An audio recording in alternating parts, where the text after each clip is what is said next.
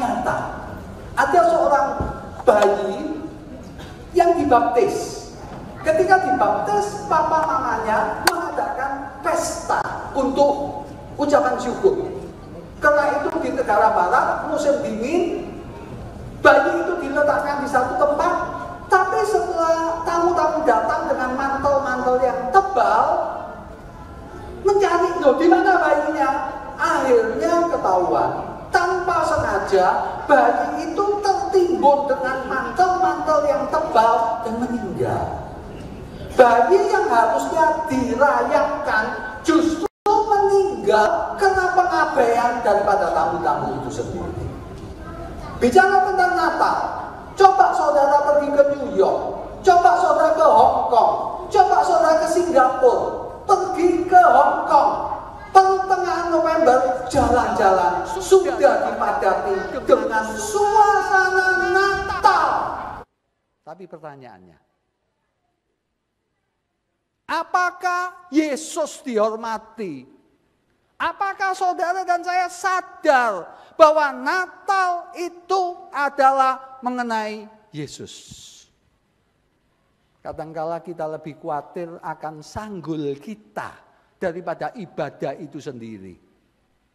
Sebab itu pada malam Natal ini saya memberikan 3 arti Natal. Malaikat gembira, para majus datang berbulan-bulan, ada ibadah semesta. Ibadah adalah penghormatan kepada Tuhan. Kenapa Tuhan dihormati? Masyarakat modern senang kuliner, senang pergi kemana-mana untuk traveling. Loh, tidak salah loh traveling. Tidak salah loh kuliner. Saya juga suka sekali makan. Tapi pertanyaannya, apakah saudara dan saya sadar bahwa kita ini manusia fana, sementara menumpang di dunia. Dan yang terpenting, saudara dan saya harus tahu bahwa Allah itu terpenting dan layak disembah. Kita takut orang kaya, kita takut dengan orang pangkat, kita takut dengan orang yang berpengaruh. Tetapi kalau jujur, kita tidak ada respect kepada Tuhan. Pada malam ini saya akan membicarakan, kenapa Allah itu layak disembah? Kenapa layak menghormati Allah? Yang pertama, melalui Natal kita tahu Allah itu satu pribadi yang tidak egois. Ibu bapak, di perjanjian lama saudara akan tahu seorang nabi bernama Musa. Musa ini nabi yang hebat, bisa membelah laut merah, bisa membuat air menjadi darah. Orang ini hebat sekali, sangat disegani. Suatu saat orang Israel menyembah berhala.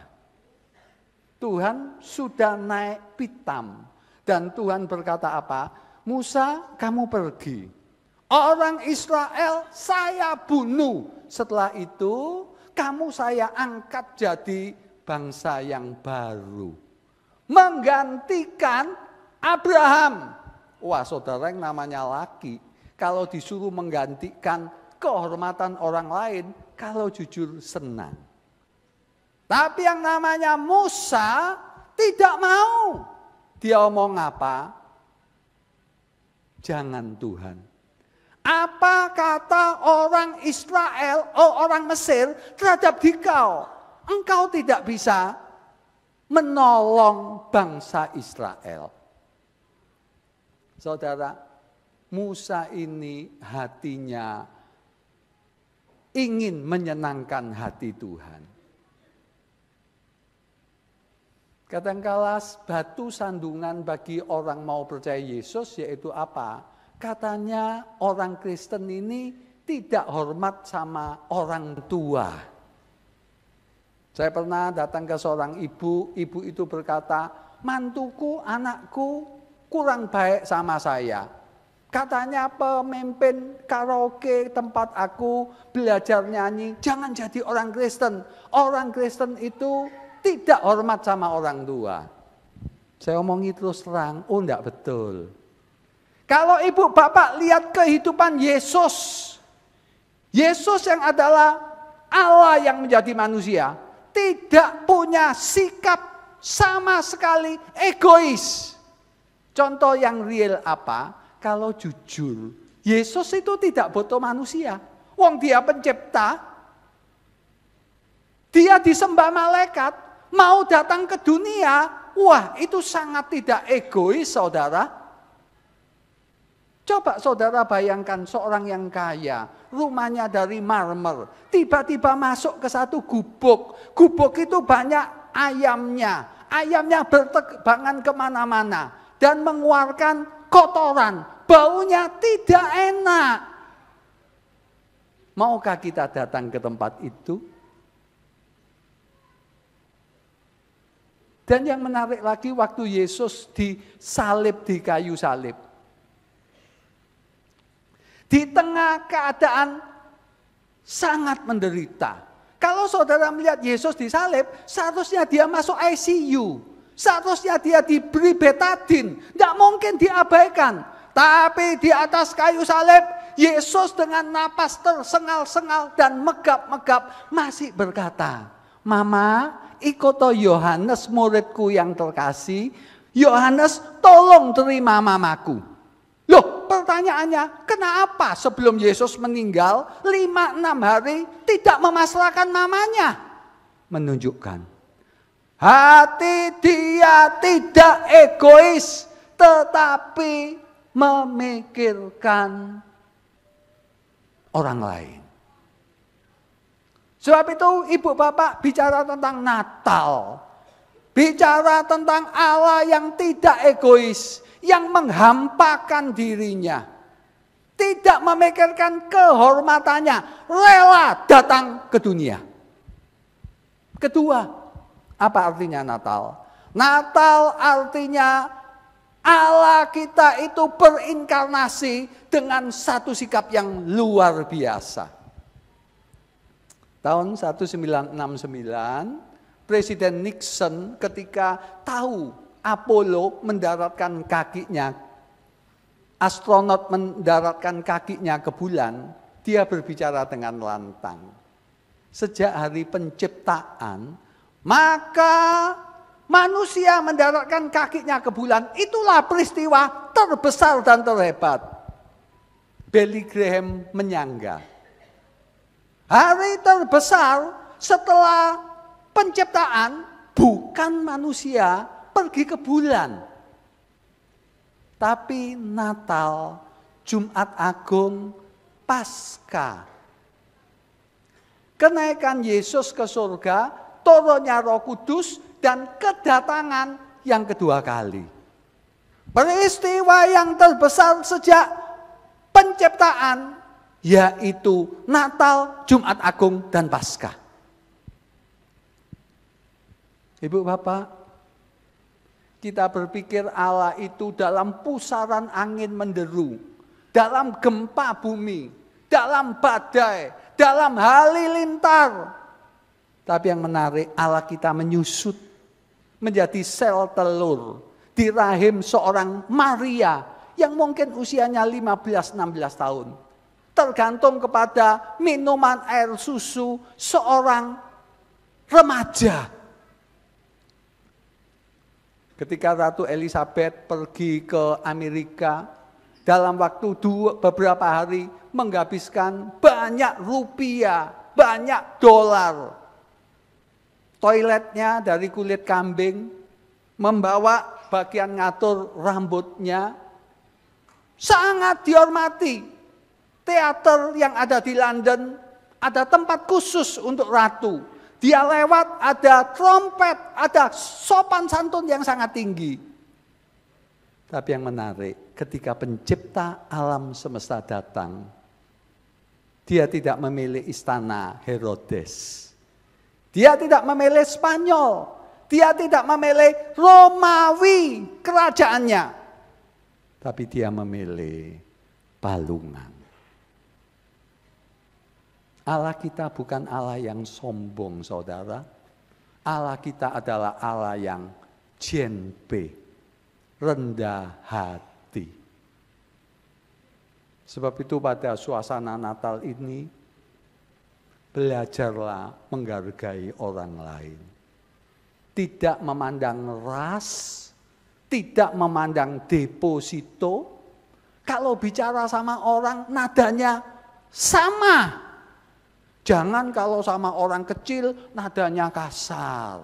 Sama orang yang lebih hebat nadanya sopan. Kita harus memperlakukan sesama secara wajar. Orang lebih tua boleh dihormati. Pemimpin boleh dihormati. Bos boleh dihormati. Tetapi secara umum, saudara di rumah, saudara di tempat kerja, saudara di gereja harus sama. Itu kekristenan. Alkitab berkata, hormati orang tuamu. Alkitab berkata, sopan santunlah. Alkitab berkata, rendah hatilah. Saudara, kalau di sini ada seekor kura-kura. Kura-kura itu dapat naik ke lantai 25. Saudara dan saya pasti yakin. Ada orang yang menaruh kura-kura itu ke lantai 25. Tidak mungkin kura-kura itu bisa merambat sendiri. Saudara dan saya bisa seperti ini. Karena ada mama yang menyusui kita. Ada mama yang mengandung kita. Ada guru SD yang mengajari kita ABC. Ada mentor bisnis yang menolong kita. Ada suasana politik yang memungkinkan kita hidup dengan nyaman. Jadi kita ini kalau jujur, orang berhutang budi. Sebab itu saya usul, jangan pernah sombong. Allah menentang orang yang congkak. Ketiga, dan ini terpenting. Saudara, apa artinya kesukaan bagi dunia? Apa artinya kegembiraan? Apa artinya kepuasan? Dan apa sesungguhnya Natal itu? Yohanes menulis, karena Allah begitu besar kasih-Nya akan dunia ini, sehingga Dia memberikan Yesus, pribadi kedua dari Allah Tritunggal, mati di salib, menanggung dosa saudara dan saya, lalu bangkit. Inilah berita Natal. Dan Dia memberikan hidup yang kekal. Ibu bapak, ini ekonomi sedang sulit. Saya masuk satu grup 8 teman waktu SMA. Teman saya satu ini suka memposting. Oh, mall di sini tutup. Supermarket sini tutup. Pabrik sini tutup. Ceritanya macam-macam. Juga fakta memang sulit. Saya juga yakin di sini ada ibu bapak yang kesulitan materi. Sehingga kita bisa bertanya, apa betul Tuhan itu baik? Kalau baik, kenapa dompet saya kok sedikit uangnya?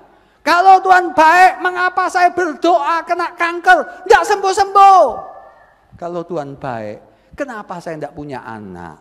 Kalau Tuhan baik, kenapa istri saya selingkuh? Kalau Tuhan baik, mengapa saya tidak sebaik dengan tetangga saya? Di tengah kesulitan ekonomi ini, masih ada orang yang ekonominya ciamik, saudara. Minggu lalu saya makan di satu tempat, saya tanya sama yang jaga, ini tempatmu yang satu porsi 100 ribuan ini, kira-kira waktu begini ini habis berapa porsi? Dia omong 2.000 porsi, saudara. Bayangkan, tempat itu besar, rame, nasi putihnya 15.000, teh aja 18.000. Saudara bisa bayangkan Sabtu Minggu dia dapat uang berapa? Di tengah kesulitan ekonomi ada orang-orang tertentu yang secara manusia masih tetap eksis. Kita bisa bertanya, mengapa Tuhan? Saya sungguh-sungguh berlutut, saya sungguh-sungguh berdoa, saya sungguh-sungguh mengikut Engkau, tapi kok tidak mendapat apa yang baik? Saya ini seorang guru, saudara, murid saya cukup banyak. Kadang-kala ada murid saya yang gajinya gila-gilaan, saudara, sampai saya geleng-geleng kepala. Tapi ada juga yang gajinya mengecilkan hati. Sama-sama penginjil, sama-sama pendeta. Kenapa Tuhan tidak adil? Saudara ingat kata, apa gunanya seorang memperoleh seluruh dunia tapi kehilangan nyawanya?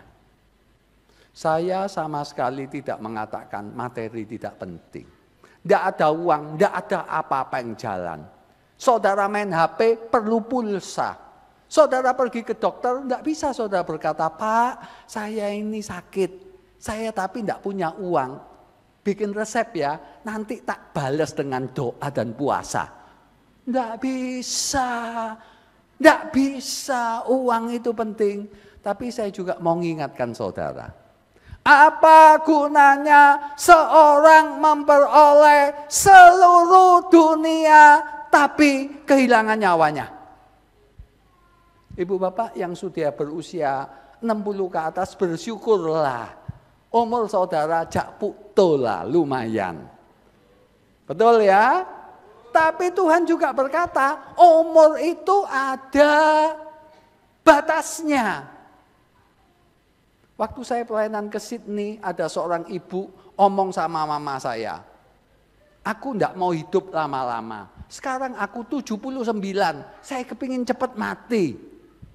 Enggak tahu umurnya, masih hidup dan akhirnya meninggal usia 95. Saya pernah melayani di satu gereja, ibu 96, masih ikut kor, nyanyi pada waktu Natal ini. Tetapi umur itu tidak bisa diduga. Saya kenal ada seorang guru yang anaknya 2 tahun saudara, kena kanker retina mata. Bisa apa? Usia 4 tahun sudah meninggal.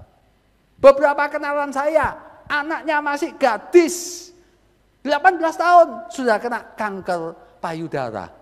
Oh Pak Lim, jangan nakut-nakuti lah. Natal ini bicaralah sesuatu yang menyenangkan. Oh tidak saudara.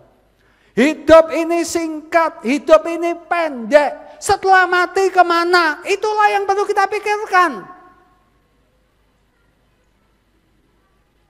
Oh Pak Lim, tapi saya tidak mau bicara tentang kekristenan. Kekristenan itu agamanya barat. Agamanya orang bule. Saya kan bukan. Saya punya kepercayaan tertentu. Saya ingin betulkan dulu, kekristenan bukan agamanya bule. Yesus itu orang Yahudi secara manusia, berarti orang Timur Tengah. Dia agamanya Asia.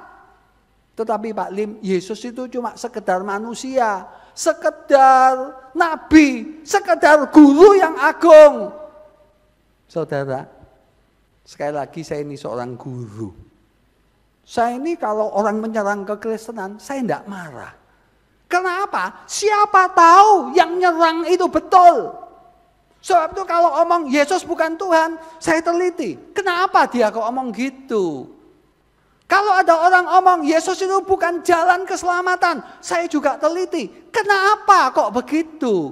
Saya berpikir, kita tidak boleh hanya asal percaya tanpa logika yang baik.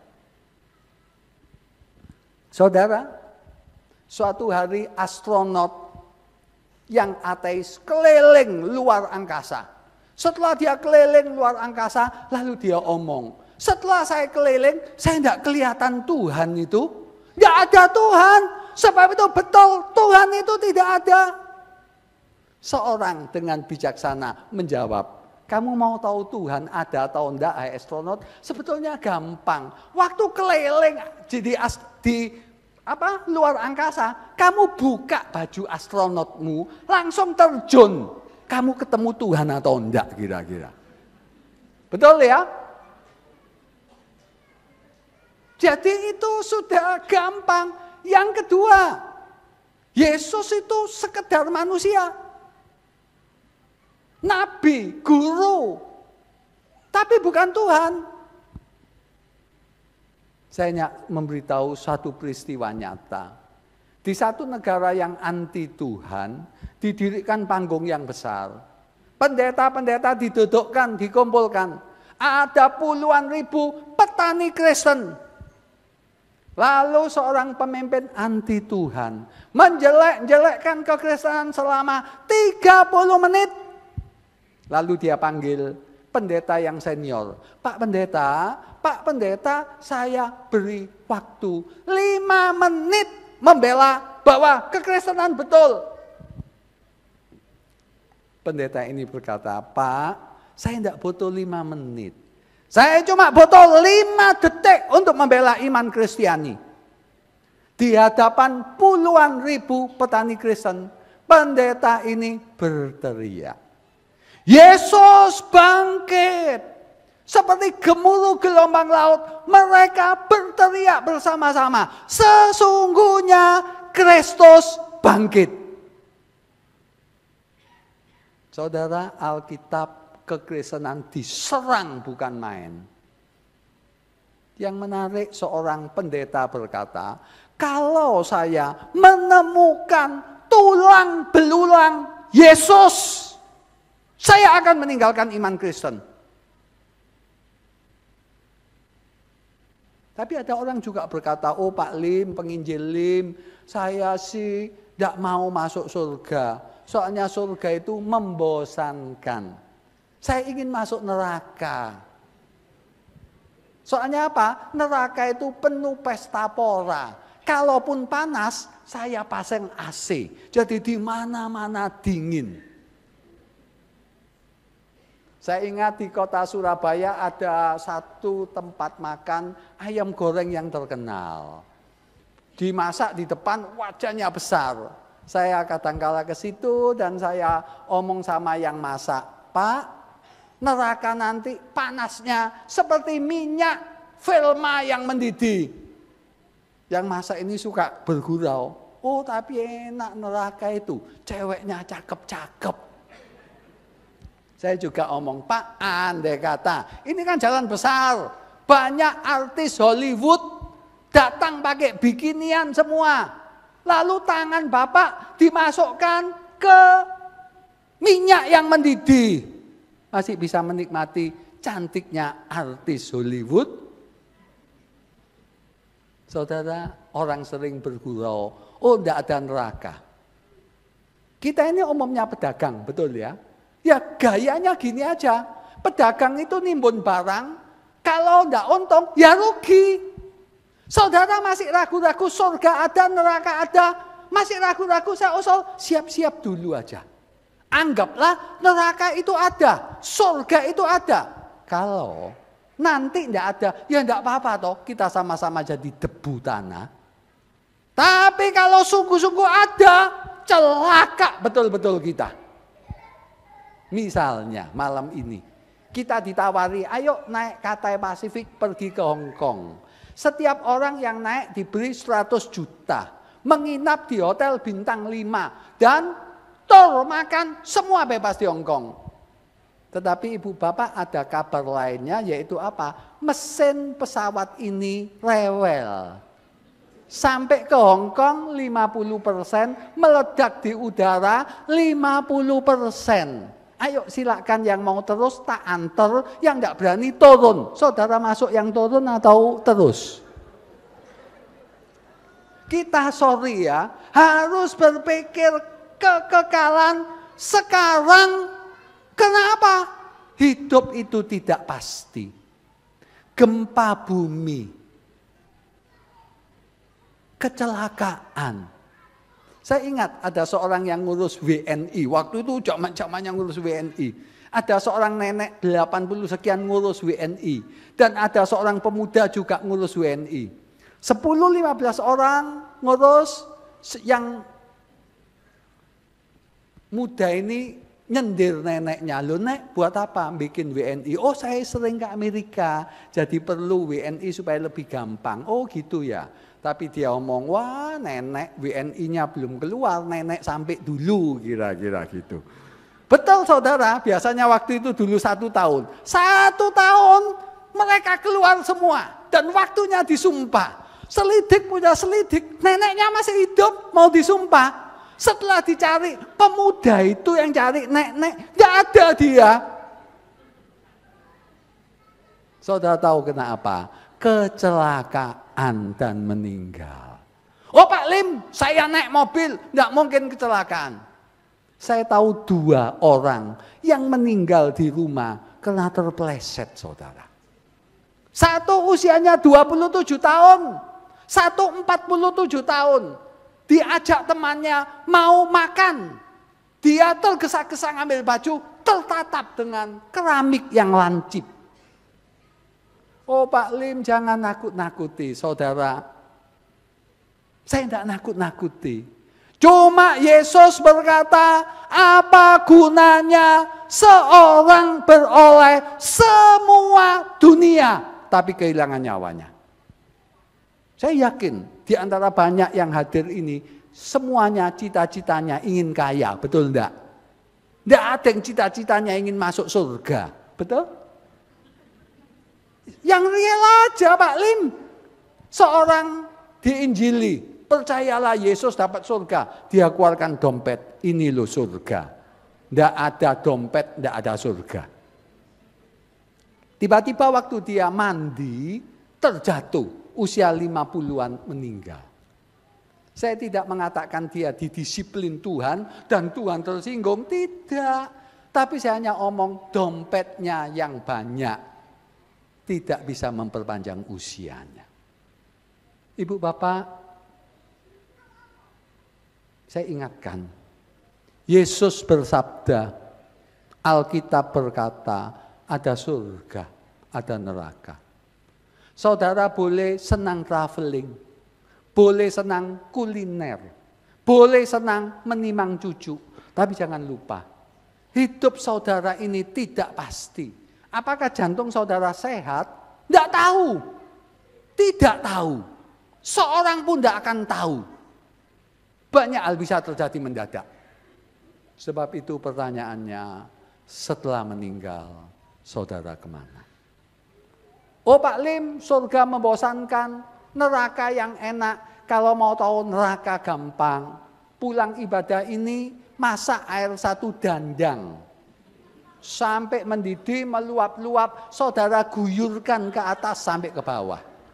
Tapi lebih gampang lagi, lebih realistis lagi, pulang dari ibadah Natal ini, saya nanti pinjam dari pihak hotel 2 setrika listrik, pasti ada di sini. Laundrynya pasti ada ya. Habis gitu untuk bapak ibu yang pantatnya paling besar, duduk dulu 5 menit. Sampai pantatnya paling kecil. Sakit atau enggak. Tetapi neraka yang mengerikan adalah durasinya. Minggu lalu saya jalan di tol Surabaya, Sidoarjo, Pandaan. Ternyata macet. Jam 6 malam ada kecelakaan beruntun bis 3. Saya, istri, anak, dan adik saya terjebak macet. Cuma 1/4 jam. Ada orang yang keluar. Ada orang yang lalu lalang lihat. Saya mendengar SS. Cuma 1/4 jam. Nggak enak. Macet. Saudara, Allah tidak kejam. Allah tidak tersinggung, Allah tidak marah, tidak kalap membawa orang ke neraka. Sebetulnya bukan Allah, orang itu menceburkan dirinya sendiri. Seperti rumah terbakar 10 lantai, disiapkan kasur sampai 9 lantai. Dia tidak mau loncat, tapi loncat di tempat lain, dia tidak bisa apa-apa. Sebab itu berita Natal adalah berita terbaik. Saudara tidak dijanji sembuh dari kanker. Saudara tidak dijanji 100 M. Saudara tidak dijanji pasti punya anak. Tetapi dijanji yang terbaik. Terbaik apa? Hidup kekal. kekal di surga. Anak 6 tahun disuruh mele sama papanya.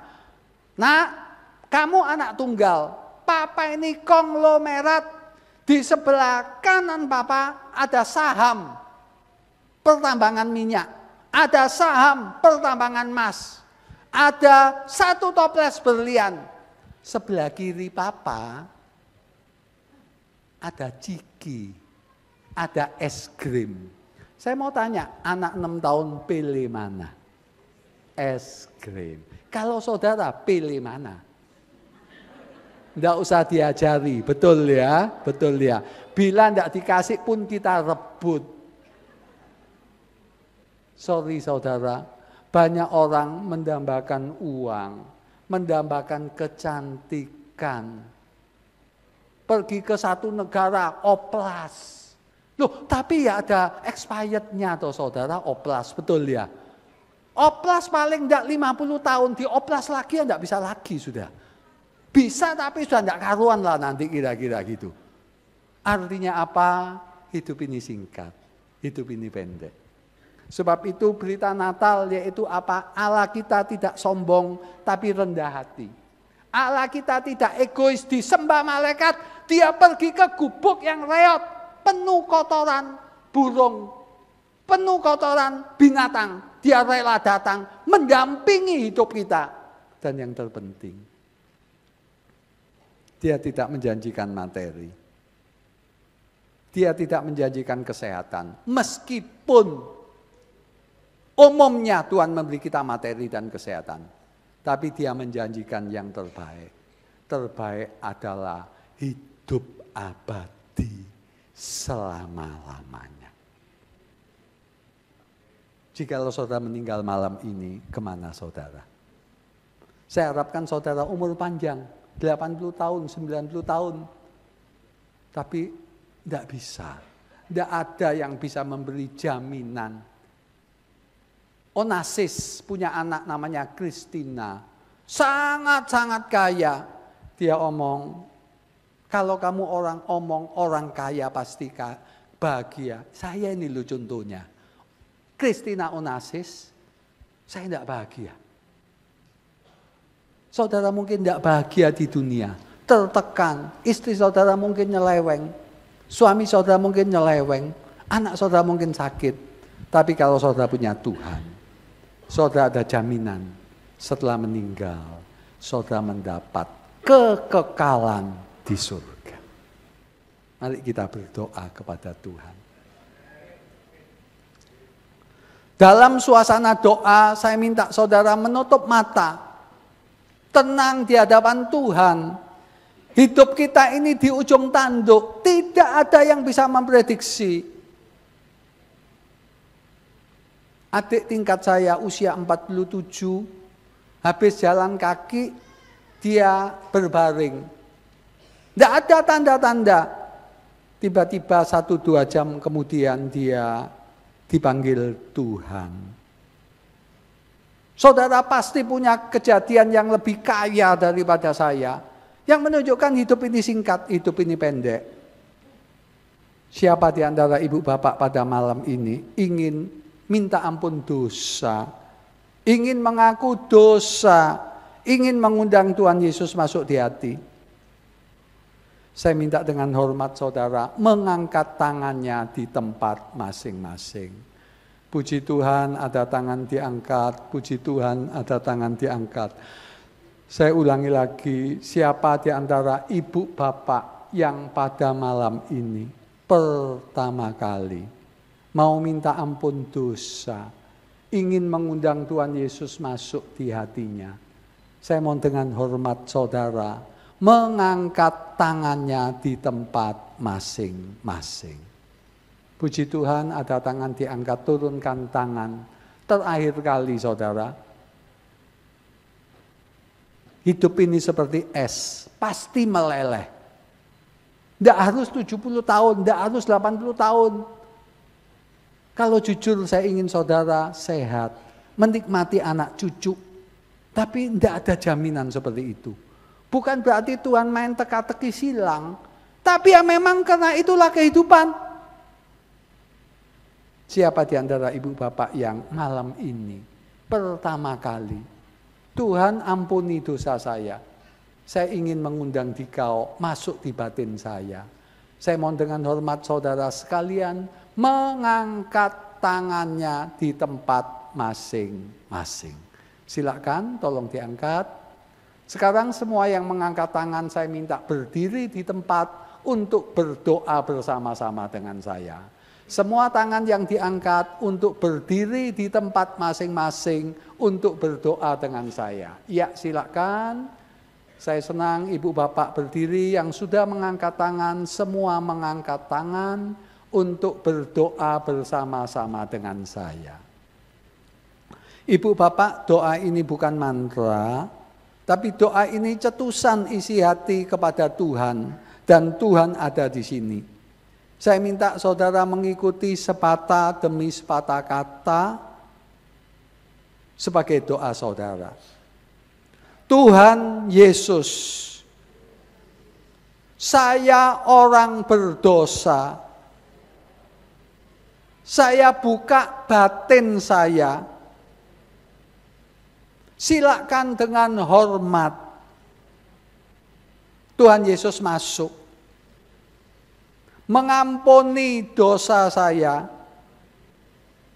sejak dari kandungan mama saya sampai saya meninggal. Tuhan Yesus, jadilah Tuhan dan juru selamat saya dari dosa. Amin.